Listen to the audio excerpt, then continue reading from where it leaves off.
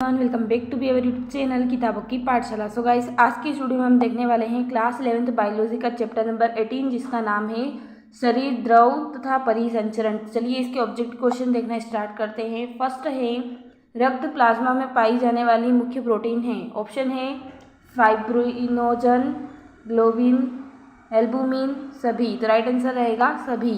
फिर नेक्स्ट है हमारा, एक स्वस्थ मनुष्य में प्रति 100 मिलीलीटर रक्त में लगभग कितने ग्राम हीमोग्लोबिन होता है। तो राइट आंसर रहेगा 12 से 16 ग्राम।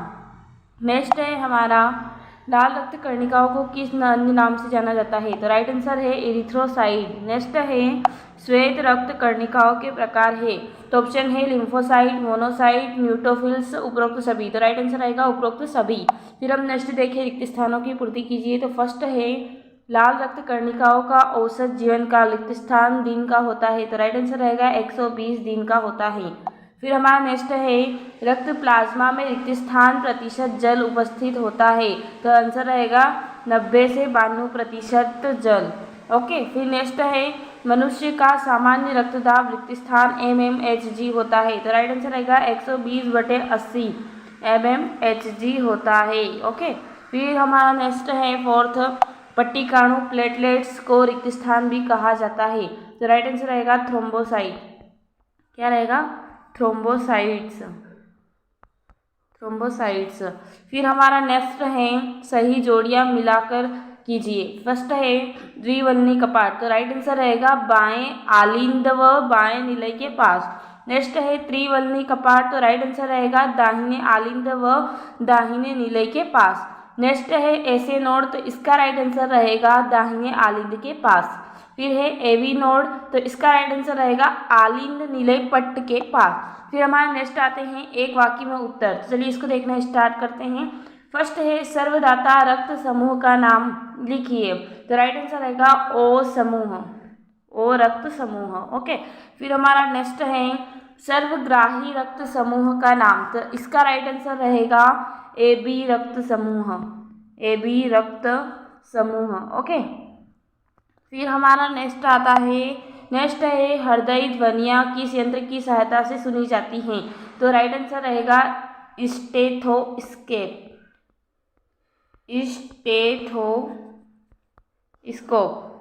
स्टेथोस्कोप। फिर है नेक्स्ट, अति लघुत्तरी प्रश्न जो कि हमारे 2 अंकी प्रश्न हैं। चलिए इसके देखना स्टार्ट करते हैं। फर्स्ट है, रक्तदाब क्या है। तो चलिए इसका आंसर हम देख लेते हैं। आंसर है हमारा, तो आप आंसर स्क्रीन पर देख सकते हैं, रक्तदाब रक्त प्रवाह के कारण रक्त वाहियों की भित्ति पर पड़ने वाले दाब को रक्तदाब यानी कि ब्लड प्रेशर कहते हैं। क्या होता है कि जब रक्त वाहियों की जो भित्ति होती है, उसकी जो बाहरी भित्ति होती है जिससे वह आकार देती है, उस पर अगर कोई दाब पड़ता है तो वहाँ तब है ना ब्लड प्रेशर होता है यानी कि रक्तदाब होता है। फिर हमारा नेक्स्ट है, क्वेश्चन है, लसिका के 2 कार्य लिखिए। तो चलिए इसका आंसर हम देख लेते हैं। आंसर है हमारा, सो गाइस आप आंसर स्क्रीन पर देख सकते हैं। लसिका के 2 कार्य, पहला है, लसिका पोषक पदार्थ, हार्मोन आदि के संवहन के लिए महत्वपूर्ण होते हैं। जो लसिका होती है वो पोषक पदार्थ और हार्मोन का संवहन करने के लिए बहुत ही महत्वपूर्ण मानी जाती है। सेकेंड है, लसिका ग्रंथियां विषैले तथा हानिकारक पदार्थ को रक्त से मिलाने से रोकती है। लसिका होती है, एक ग्रंथि है लसिका, जो क्या करती है, जो विषैले पदार्थ है, अवशिष्ट हानिकारक पदार्थ है, उनको रक्त में मिलने से बचाती है या रोकती है। ओके। फिर हमारा नेक्स्ट क्वेश्चन है, आरबीसी के 2 कार्य लिखिए। तो चलिए इसका आंसर हम देख लेते हैं। आंसर है हमारा, तो आंसर आप स्क्रीन पर देख सकते हैं। आरबीसी के 2 कार्य, पहला है, इसका प्रमुख कार्य ऑक्सीजन एवं कार्बन डाइऑक्साइड का संवहन करना है। ये क्या करेगा फिर, जो आरबीसी यानी कि रेड ब्लड सेल, तो वो क्या करेगी, अपने मतलब रक्त में ऑक्सीजन और कार्बन डाइऑक्साइड को मिला लेगी। फिर जो कोशिकाएं हैं उन तक उस ऑक्सीजन और कार्बन डाइऑक्साइड को भी रक्त के साथ पहुंचा देगी। फिर सेकेंड है, यह संपूर्ण उपापचय में अपना महत्वपूर्ण योगदान देती है। नेक्स्ट है हमारा, क्वेश्चन है, डब्ल्यूबीसी के 2 कार्य लिखिए। तो चलिए इसका आंसर हम देख लेते हैं। आंसर है हमारा, WBC के दो कार्य, पहला है शरीर को संक्रामक रोगों और बाह्य पदार्थों से रक्षा करती है। क्या होती है कि हमें पता है कि जो संक्रामक रोग होता है वो एक दूसरे के द्वारा फैल सकता है, तो ये क्या करेगा, उसके द्वारा जो मतलब ये जो WBC है और जो बाहर से अपशिष्ट पदार्थ आने वाले हैं जो इस WBC की कणिकाओं को नष्ट कर सकते हैं, उनसे इसकी रक्षा करता है। फिर सेकेंड है शरीर में प्रतिरोधक क्षमता बढ़ाती है, यानी कि इम्यूनिटी बढ़ाती है। ओके, फिर हमारा नेक्स्ट आते हैं हमारे दीर्घ उत्तरी प्रश्न, जो कि हमारे 4 अंकीय प्रश्न है। तो चलिए इसको देखना स्टार्ट करते हैं। फर्स्ट है हमारा रक्त व लसिका में कोई 4 अंतर लिखिए। तो चलिए इसका आंसर हम देख लेते हैं। आंसर है हमारा, आंसर आप देख सकते हैं रक्त और लसिका में अंतर। पहला आप देख सकते हैं रक्त यानी कि ब्लड, लसिका यानी लाइफ। ओके, इसका फर्स्ट है यह लाल रक्त का द्रव है। फिर सेकेंड है यह रंगहीन पारदर्शी द्रव है। यह हृदय से धमनियों, केशिकाओं, शिराओं में प्रवाहित होते हुए पुनः हृदय में पहुंच जाते हैं। यह बाह्य कोशिकीय स्थानों से लसिका के एक वाहिनियों में प्रवाहित होते हुए ग्रीवा भाग में शिराओं में पहुंच जाते हैं। फिर हमारा थर्ड है यह प्लाज्मा तथा संगठित पदार्थों अर्थात RBC, WBC तथा प्लेटलेट्स का बना होता है। फिर इसमें प्लाज्मा तथा मुख्यतः लिम्फोसाइट्स जाती है। फिर नेक्स्ट है इसमें प्लाज्मा प्रोटीनों तथा कैल्शियम एवं फास्फोरस की मात्रा अधिक होती है। इसमें प्रोटीन, कैल्शियम तथा फास्फोरस की मात्रा कम होती है। फिर नेक्स्ट है RBC में हीमोग्लोबिन होता है, हीमोग्लोबिन नहीं होता है। हमें पता है कि जो RBC यानी कि रेड ब्लड सेल, तो इसमें क्या होगा, हीमोग्लोबिन उपस्थित होने के कारण ही वह लाल रहेगी। ओके, और जो ये तो रंगहीन है यानी कि इसका कोई रंग नहीं होता है, तो ये इसमें हीमोग्लोबिन उपस्थित नहीं होगा। फिर है इसका प्रवाह तीव्र होता है, इसका प्रवाह धीमी तरह से होता है। फिर हमारा नेक्स्ट है हमारा रक्त समूह कितने प्रकार के होते हैं, प्रत्येक को स्पष्ट कीजिए। तो चलिए इसका आंसर हम देख लेते हैं। आंसर है हमारा, तो आप आंसर स्क्रीन पर देख सकते हैं। रक्त समूह 4 प्रकार के होते हैं जो इस प्रकार हैं। पहला है रक्त समूह A। इस समूह के रक्त की RBC में प्रतिजन A तथा प्लाज्मा में प्रतिरक्षी B पाया जाता है। फिर सेकेंड है रक्त समूह B। इस समूह के रक्त के RBC में प्रतिजन B तथा प्लाज्मा में प्रतिरक्षी A पाया जाता है। फिर नेक्स्ट है रक्त समूह AB। इस समूह के रक्त के RBC में प्रतिजन A तथा B दोनों पाए जाते हैं, परंतु प्लाज्मा में कोई प्रतिरक्षी नहीं पाया जाता है। फिर फोर्थ है रक्त समूह O। इस समूह के रक्त के RBC में कोई प्रतिजन नहीं पाया जाता है, परंतु प्लाज्मा में दोनों A तथा B प्रतिरक्षी पाए जाते हैं। तो आप यहाँ से इसका स्क्रीनशॉट ले लीजिए। फिर हमारा नेक्स्ट है हमारा खुले व बंद रक्त परिसंचरण को स्पष्ट कीजिए। तो चलिए इसका आंसर हम देख लेते हैं। आंसर है हमारा, आंसर आप स्क्रीन पर देख सकते हैं। खुला व बंद परिसंचरण तंत्र। खुला परिसंचरण तंत्र कम विकसित जीवों में पाया जाता है। जो विकसित कम होते हैं उन जीवों में खुला परिसंचरण तंत्र पाया जाता है। फिर क्या है, जैसे कि आर्थ्रोपोडा एवं मोलस्का, ये 2 ऐसे संघ है जो कम विकसित होते हैं। तो इनमें कौन सा पाया जाता है परिसंचरण तंत्र, तो खुला परिसंचरण तंत्र। खुला परिसंचरण तंत्र बंद परिसंचरण तंत्र से कम विकसित होता है।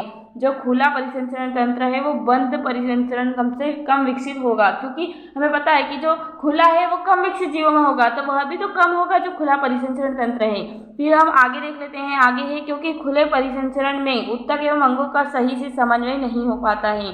बंद परिसंचरण तंत्र पूर्ण विकसित जीवों में पाया जाता है, जैसे कि एनेलिडा से कार्डेटा तक। क्या होता है कि जो एनेलिडा समूह है और कार्डेटा, इनके बीच जितने भी समूह हैं उन सभी में कौन सा परिसंचरण पाया जाएगा, बंद। ओके, बंद परिसंचरण तंत्र पाया जाएगा, क्योंकि वह जो अधिक विकसित है उनमें कौन सा पाया जाता है, बंद, और जो कम विकसित जीव है उनमें खुला। ओके, फिर हमारा नेक्स्ट है मानव रक्त परिसंचरण तंत्र दोहरे परिसंचरण तंत्र का प्रकार है। इस कथन को स्पष्ट कीजिए। तो चलिए इसका आंसर हम देख लेते हैं। आंसर है हमारा, आप आंसर स्क्रीन पर देख सकते हैं। मनुष्य के परिसंचरण तंत्र को दोहरा परिसंचरण इसलिए कहते हैं क्योंकि प्रत्येक चक्र में रुधिर 2 बार हृदय में आता है। क्या होता है कि जो रक्त में जो मतलब पहले ऑक्सीजन लेगी, फिर ऑक्सीजन फुसफुस तक पहुंचाएगी, ऐसी जो क्रिया है वो पूरी वो 2 बार होती है, इसलिए दोहरा परिसंचरण कहते हैं। हृदय का दायां और बायां द्वारा ऑक्सीजन तथा विऑक्सीजन रुधिर को मिलाने से रोकता है, जो कि हमारे शरीर में उच्च ऊर्जा की आवश्यकता होती है। हमारा शरीर है उसे उच्च ऊर्जा की आवश्यकता होती है।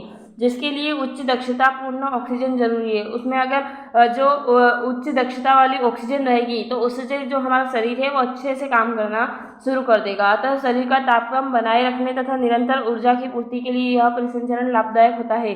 क्या होता है कि जब हमारे शरीर में ऊर्जा बराबर हो जाती है और उसको निरंतर ऊर्जा मिलती है, ये नहीं कि रुकती है वापस चालू होती है, ऐसा नहीं होता है। ओके, और वह सामान्य तापक्रम को बनाए रखती है, जिससे यह जो दोहरा परिसंचरण है यह हमारे शरीर के लिए बहुत ही इंपॉर्टेंट यानी कि लाभदायक है। ओके, फिर हमारा नेक्स्ट क्वेश्चन है, नेक्स्ट आते हैं हमारे दीर्घ उत्तरीय प्रश्न जो कि हमारे 5 अंकीय प्रश्न है। तो चलिए इसका फर्स्ट देखते हैं। फर्स्ट है RH रक्त समूह की विशेषताएं लिखिए। तो चलिए इसका आंसर हम देख लेते हैं। आंसर है हमारा, तो आप आंसर स्क्रीन पर देख सकते हैं। RH रक्त समूह की विशेषता है, पहला है यह मनुष्य के शरीर में 80% तक पाया जाता है।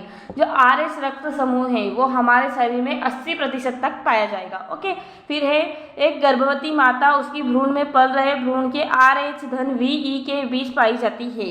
फिर है RH मौजूद होने से रक्त समूह सकारात्मक होता है। जो RH है वो हमारे लिए बहुत ही अच्छा है, सकारात्मक है। ओके, फिर नेक्स्ट है RH रुधिर वर्ग सर्वदाता रुधिर वर्ग है, इसे हम सर्वदाता रुधिर वर्ग भी कह सकते हैं।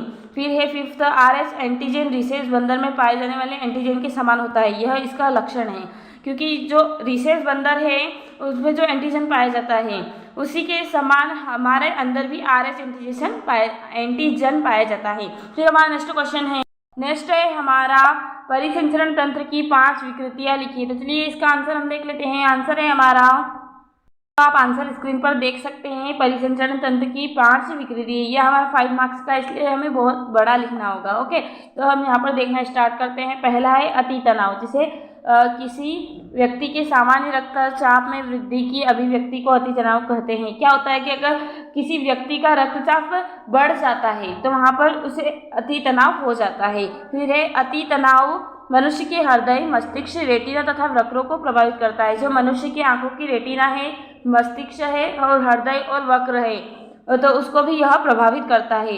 रोगी में सिर दर्द, बेचैनी, चक्कर आना, बहुमूत्रता जैसे लक्षण उत्पन्न होते हैं। अगर रोगी का सिर दर्द हो रहा है, उसको घबराहट, बेचैनी हो रही है, चक्कर आ रहे हैं और बहुत अधिक मूत्रता हो रही है, तो ऐसे लक्षण अगर दिखाई दे तो उसे अति तनाव हो रहा है। फिर हमारा नेक्स्ट है हृदय शूल, यह रोग हृदय पेशियों को पर्याप्त ऑक्सीजन न मिलने पर होता है। क्या होता है कि अगर हमारी जो हृदय की पेशियां है उनको अगर ऑक्सीजन पर्याप्त नहीं मिला, जो उनको ऑक्सीजन चाहिए वह नहीं मिला, तो वहाँ पर हृदय शूल बीमारी होती है। ऐसे समय छाती में श्वास विरोधी दर्द होता है।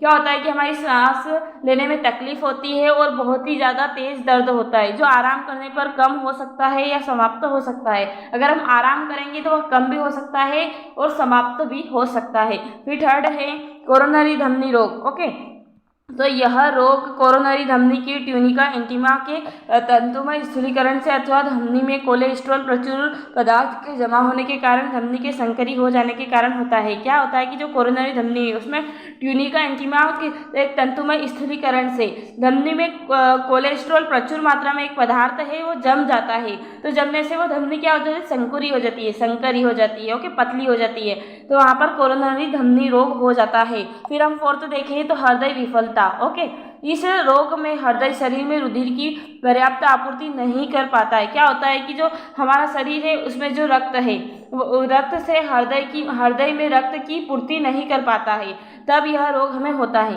अर्थात हृदय निर्गत बाधित हो जाता है। यह रोग प्रायः कोरोनरी धमनी के कारण होता है। हमें पता है कि जो कोरोनरी धमनी रोग है वो अगर धमनी संकरी हो जाएगी तो होगा, तो यहाँ पर भी यही है कि यह रोग जो है हृदय विफलता, यह क्या होगा, ऑक्सीजन की विफलता के कारण होगा, ऑक्सीजन पर्याप्त नहीं मिलने के कारण। फिर क्या होगा कि जो कोरोनरी धमनी है उसके कारण भी यह रोग होता है। फिर हम फिफ्थ देख लेते हैं आर्टेरियोस्क्लेरोसिस। इस व्याधि में धमनियों में कोलेस्ट्रॉल के साथ कैल्शियम लवणों के अवशोषण से प्लाक बनता है, जिसके कारण धमनियों का लचीलापन समाप्त हो जाता है, वह कठोर हो जाती है। क्या होता है कि जो धमनी में कोलेस्ट्रॉल एक पदार्थ है वो कैल्शियम लवणों के अवशोषण से प्लाक बनाता है, एक प्लाक नामक पदार्थ बना लेता है, जिसके कारण जो धमनियां हैं वो लचीली, जो उनमें लचीलापन होता है वो समाप्त हो जाता है और वो कठोर हो जाती है। तो ये है परिसंचरण तंत्र की 5 विकृतियां। फिर हमारा नेक्स्ट क्वेश्चन है नेक्स्ट है हमारा हृदय ध्वनियाँ कितने प्रकार की होती है, स्पष्ट कीजिए। तो चलिए इसका आंसर हम देख लेते हैं। आंसर है हमारा, आंसर आप स्क्रीन पर देख सकते हैं, हृदय ध्वनियों के प्रकार। यह दो प्रकार की होती है। पहला है प्रथम हृदय ध्वनि। प्रथम लब की ध्वनि नलियों के प्रकुचन के प्रारंभ होने पर त्रिवलनी तथा द्विवलनी कपाटों के बंद होने के कारण उत्पन्न होता है। यह ध्वनि लंबी परंतु धीमी होती है। क्या होता है कि जो प्रथम हृदय ध्वनि है वो लब की ध्वनि नलियों के प्रकुचन के प्रारंभ, अगर प्रकुचन प्रारंभ हुआ तो त्रिवलनी तथा द्विवलनी जो कपाट है वो बंद हो जाते हैं, इसके कारण यह उत्पन्न होता है। यह क्या होती है कि जो यह ध्वनि तो लंबी होती है लेकिन धीमी धीमी धीरे धीरे चलती है। ओके, फिर इसका सेकेंड है द्वितीय हृदय ध्वनि। द्वितीय डप की ध्वनि निलयों के अनुशीतलन के समय महाध्वनि एवं फुसफुसी अर्धचंद्राकार कपटा के बंद होने के कारण उत्पन्न होती हैं। क्या होता है कि जब ये ध्वनि है, ध्वनि निलय है ना, उसमें अब अनुशीतलन उत्पन्न हो गया है तो उसमें क्या होगा, जो महाध्वनि है और फुसफुसी यानी फेफड़े हैं वो अर्धचंद्राकार कपाटों के आधे चंद्र के आकार के कपाटों के बंद होने के कारण उत्पन्न होती है। तो यह ध्वनि अल्पकालिक परंतु तीव्र होती है। कम अल्पकालिक यानी आधी होती है, मतलब जो अपेक्षाकृत जो पहले थी प्रथम हृदय ध्वनि उससे आधी होती है, लेकिन क्या होती है, तीव्र होती है, अधिक तेज होती है। फिर हमारा नेक्स्ट क्वेश्चन है, नेक्स्ट है हृदय चक्र की विभिन्न अवस्थाओं का वर्णन कीजिए। तो चलिए इसका आंसर हम देख लेते हैं। आंसर है हमारा, आंसर आप स्क्रीन पर देख सकते हैं। एक हृदय स्पंदन के आरंभ से दूसरे हृदय स्पंदन के आरंभ होने के बीच की घटनाक्रम को हृदय चक्र कहते हैं। क्या होता है कि जो एक हृदय स्पंदन है और दूसरा हृदय स्पंदन है, तो इन दोनों के बीच की जो घटनाक्रम है उसको हम क्या बोलेंगे, हृदय चक्र। फिर सेकेंड है, फिर हम आगे देखते हैं इसलिए हृदय चक्र की विभिन्न अवस्थाएं। पहली अवस्था हम देख लेते हैं आलिंद संकुचन। तो इसमें क्या होता है, लगभग 0 से 1 सेकेंड 0.1 सेकेंड तक रहता है। दोनों अट्रिय सिकुड़ते हैं और अट्रिय से निलय में रक्त को बल देते हैं। फिर इसका सेकेंड है निलय संकुचन। लगभग 0.3 सेकेंड तक रहता है। दोनों वेट्रिकल्स सिकुड़ते हैं, वेट्रिकल्स यानी कि निलय। ओके, फुसफुसी ट्रंक के माध्यम से फेफड़ों में रक्त को मजबूर किया जाता है और शरीर के बाकी हिस्सों में महाध्वनि के माध्यम से। फिर है संयुक्त शिथिलन। तो इसमें क्या होगा, लगभग 0.7 सेकेंड तक चलने वाला अट्रिया की छूट, जिसके दौरान अट्रिया बड़ी नसा वेना कावा से रक्त से भरा जाती है। फिर है निलय शिथिलन। लगभग 0.5 सेकेंड तक रहता है। एट्रियल सिस्टोल से पहले शुरू होता है, जिससे निलय अट्रिया से रक्त के साथ निष्क्रिय रूप से भर जाता है। फिर हमारा नेक्स्ट क्वेश्चन है हमारा रक्त स्कंदन की प्रक्रिया स्पष्ट कीजिए। तो चलिए इसका आंसर हम देख लेते हैं। आंसर है हमारा, आप आंसर स्क्रीन पर देख सकते हैं। रक्त स्कंदन की प्रक्रिया, रक्त स्कंदन कोगुलेशन क्लोटिंग रक्त की वह प्रक्रिया होती है जिसके द्वारा वह द्रव की अवस्था से अर्धठोस जेल की अवस्था में चला जाता है। क्या होता है कि जो रक्त होता है वो कैसा होता है, द्रव की अवस्था में होता है, लेकिन वो फिर जब रक्त स्कंदन होता है तो वह क्या होता है, आधे से ज़्यादा ठोस हो जाता है। ओके, और जेल की अवस्था में चला जाता है, जेल जैसा हो जाता है, लसलसा, और एक जमावड़ या थक्का बना लेता है। फिर है आगे, यह रक्त स्कंदन के लिए आवश्यक है जिससे घाव लगी हुई रक्त वाहिकाओं से खून का बहाव रुका जाता है। जब हमें चोट लग जाती है तो वहाँ पर एक खून का धब्बे जैसा बन जाता है, तो उसे हम रक्त स्कंदन बोलते हैं। उसके द्वारा क्या होता है कि जो हमारा रक्त है वह रुक जाता है और हमारे लिए यह अच्छा होता है। ओके, स्कंदन के लिए रक्त के विभाणु प्लेटलेट सक्रिय होकर एक दूसरे से चिपकने लगते हैं। क्या होता है कि जब रक्त निकलने लगता है तो जो रक्त के जो कण होते हैं वो एक दूसरे से चिपककर रक्त स्कंदन करते हैं। फिर आगे देखें, और साथ साथ फाइब्रिन भी जमा करा लेता है। यदि स्कंदन ठीक से ना हो तो घाव से रक्त बहता रहता है। जब अगर स्कंदन होगा ही नहीं, वो कण पास में आएंगे ही नहीं, तो रक्त जो है ब्लड वो बहता ही रहेगा, जो प्राणी के लिए बहुत हानिकारक हो सकता है। क्या होगा कि अगर रक्त बहता रहेगा तो मनुष्य के शरीर में रक्त की कमी हो जाएगी और वह उसके लिए हानिकारक रहती है। यह मृत्यु का कारण भी बन सकती है। अगर रक्त पर्याप्त मात्रा में नहीं रहा तो ऑक्सीजन पर्याप्त मात्रा में नहीं मिल पाएगी, इससे उसकी मृत्यु भी हो सकती है। यह एक स्कंदन किसी मुख्य रक्तवाहिका में अकारण हो जाए तो रक्त बहाव को बाधित करता है। फिर हमारा नेक्स्ट है हमारा मानव हृदय की संरचना को सचित्र वर्णन कीजिए। तो चलिए इसका आंसर हम देख लेते हैं। आंसर है हमारा, तो आंसर आप स्क्रीन पर देख सकते हैं, मानव हृदय की संरचना का सचित्र वर्णन। पहले हम इसका चित्र देख लेते हैं। चित्र में क्या कुछ है हम इसे देख लेते हैं। पहले हमें यहाँ महाधमनी बताई गई है जो सबसे मोटी दिखाई दे रही है। फिर हमें यहाँ पर फुसफुसी यानी फेफड़े की धमनी दिखाई दे रही है। फुसफुसी सिरा है, फेफड़े की सिरा है। यहाँ पर बायां आलिंद है यह। फिर हम यहाँ पर देखिए पुरकुंजी रेशों के साथ हिस बंडल। फिर हम यहाँ पर देखें तो बायां आलिंद और अंतर्निलयी वाहिका दिखाई दे रही है। फिर हम इधर देखें तो महाशिरा है, कोटरालिंद गांठ है, दाहिना आलिंद है, आलिंदी निलयी गांठ भी है। ये दाहिना आलिंद, ये बायां आलिंद। ओके, फिर है कार्डिया एट्री टेड्रीनेय है। फिर दाहिना निलय है, इधर दाहिना निलय, इधर बाह्य निलय, इधर दाहिना निलय। फिर हम आगे देखें तो इसका वर्णन किया गया है। मनुष्य का हृदय, ह्यूमन हार्ट। मनुष्य का हृदय विशेष प्रकार की हृदय पेशियों यानी कि कार्डिक मसल से बना खोखला बंद मुट्ठी के आकार का लाल रंग का अंग है। क्या होता है कि जो मनुष्य का हृदय है वो हृदय पेशियों से बना हुआ होता है। फिर क्या होता है, वह खोखला होता है बीच से। फिर क्या होता है कि वो बंद मुट्ठी के आकार का होता है। जब हम मुट्ठी को बंद करते हैं उसके आकार का दिखाई देता है। और जो वह लाल रंग का है इसलिए लाल रंग के अंग का होता है। यह वक्ष गुहा में दोनों फेफड़ों के बीच स्थित होती है। जब हमारे जो दो लंग्स हैं हमारे, उनके बीच यहाँ स्थित होती है। ओके, फिर हम नेक्स्ट देखें तथा इसका एक सिरा बाईं ओर झुका रहता है। जो यह सबसे ज़्यादा किस लंग की ओर होती है, बाईं ओर। ओके, फिर हम आगे देखें तो हृदय एक दोहरी भित्ति के झिल्लीमय मेम्ब्रेनस आवरण से घिरा रहता है। इसे हृदय आवरण कहते हैं। अगर हृदय है तो वह दोहरी झिल्ली से घिरा हुआ है तो उसकी जो भित्ति है उसे हम क्या बोलेंगे, हृदय आवरण, यानी कि हृदय का आवरण उससे घिरा हुआ है इसलिए हृदय आवरण।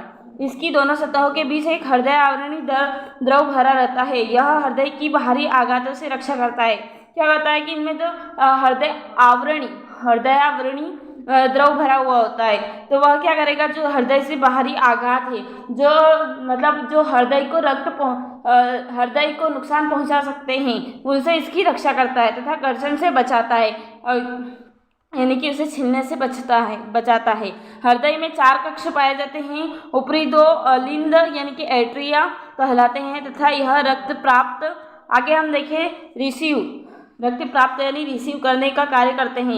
निचले 2 अपेक्षाकृत बड़े कक्ष निलय कहे जाते हैं। फिर हम आगे देखें तो आलिंदों की भित्तियाँ अपेक्षाकृत पतली व निलय की भित्ति मोटी होती है। जो आलिंद होते हैं उनकी जो भित्ति होती है वो पतली होती है, लेकिन जो निलय की भित्ति होती है वो मोटी होती है। बाएं निलय की भित्ति सर्वाधिक मोटी होती है। जो बायां निलय है उसकी जो भित्ति रहेगी वो अधिक मोटी रहेगी। फिर आगे देखें तो दोनों आलिंद एक पट द्वारा विभाजित होते हैं जिसे अंतर आलिंद पट कहते हैं।